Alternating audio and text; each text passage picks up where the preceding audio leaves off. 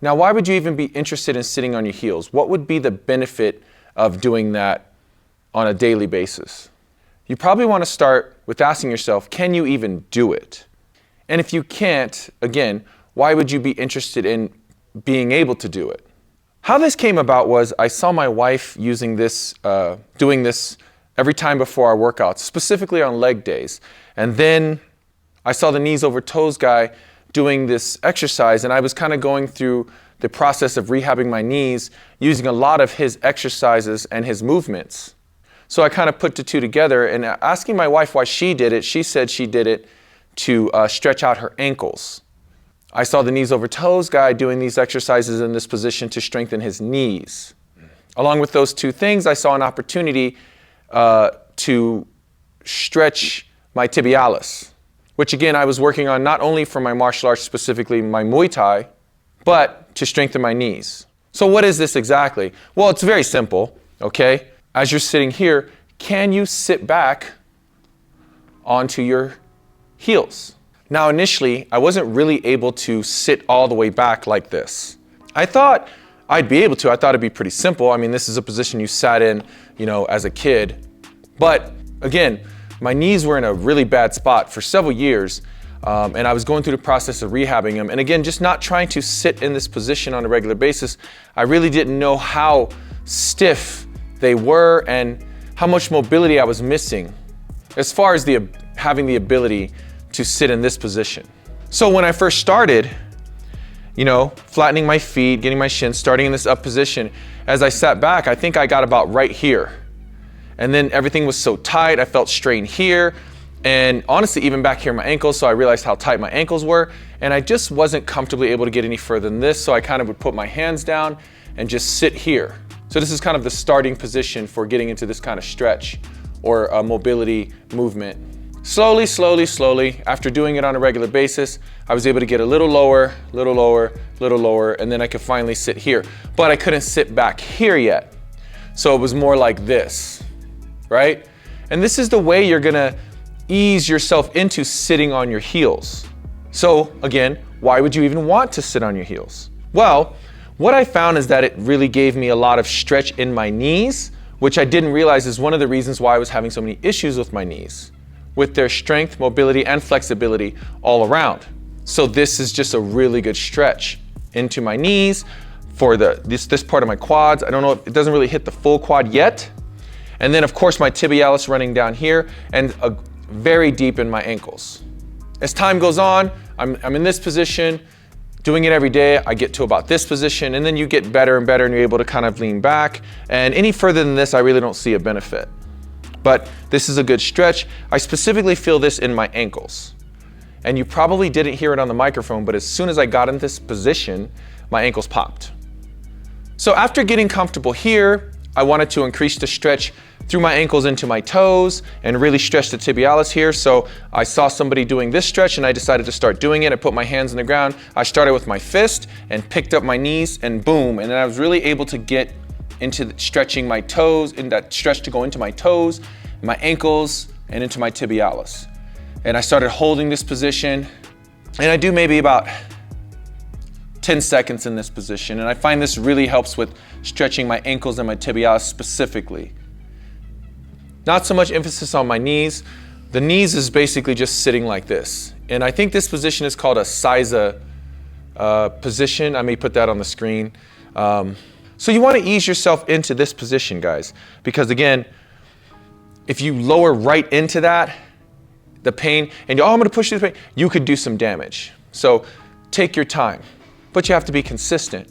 So I gained more strength in my ankles, more mobility. Of course, this I was able to stretch because I was working it a lot with my tib bar, trying to strengthen my knee up here. And again, I gained a lot of comfort through having more flexibility and strength in my knees from this movement.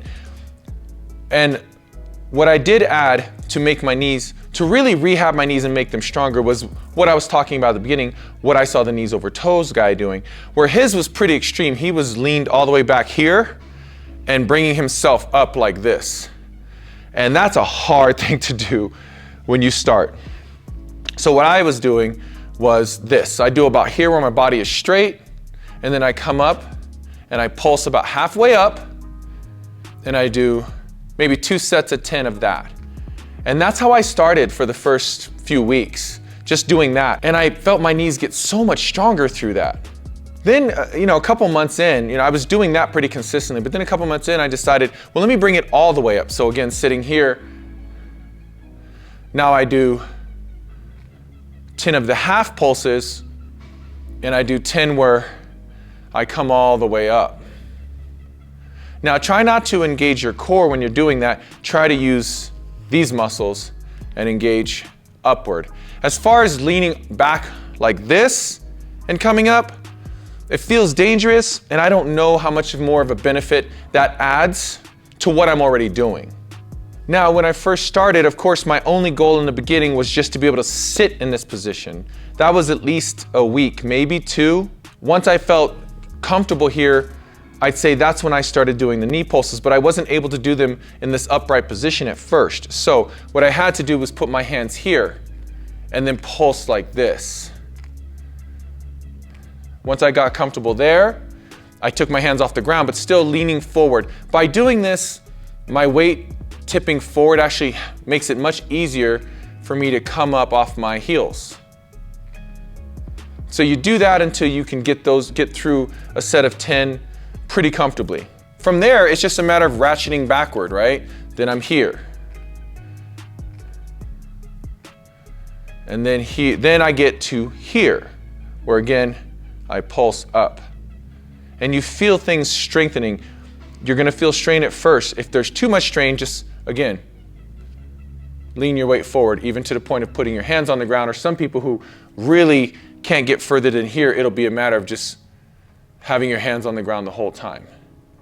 So again, I do 10 pulses here, and then I do 10, now my second set, instead of just 10 more of those, is coming all the way up.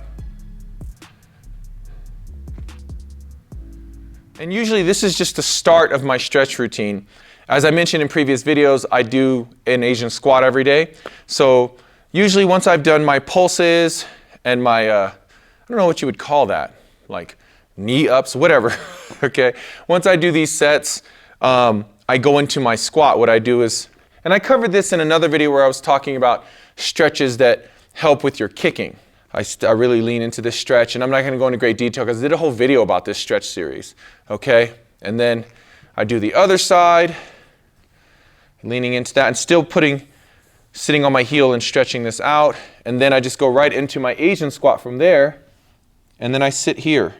And now I do my 2 minutes in my Asian squat. And to continue strengthening my knees for my rehabilitation, I would say at this point my knees have been rehabilitated, but I do these routines to keep them strong, okay? I go into my bottom pulses, and I covered all that in my Asian squat video, and I'll put a card up here. This is my daily routine to keep everything from my hips down strong and flexible. I neglected this stuff for years, and doing years and years of jiu-jitsu training and Muay Thai training and boxing and strength and conditioning, I got to a point, man, where I couldn't fully squat. And I just kept wearing knee braces and putting creams on and just basically Band-Aid after Band-Aid and not truly understanding how I could fix these things. I'm so happy I learned all these different ways to strengthen my legs, my joints and my tendons and all that stuff for longevity, so I can continue to do this forever. So if you are active in any way, strength conditioning, straight up conditioning, you're a runner, for me it's martial arts, jiu-jitsu, Muay Thai, boxing, all these things. If you do these things, this is of benefit to you. 5 months later, I'm still doing it every day. As far as the time frame, I sit on my heels for about a minute before I start doing my pulses. There's no downside, it doesn't eat up a lot of time, and it's just a great way for me to keep things strong and healthy so I can continue to train to the best of my abilities. So, give it a shot, let me know what you think, and I hope you enjoyed the video. If you did enjoy the video, please be sure to like and subscribe, and we'll keep this thing going. I'll see you guys in the next video.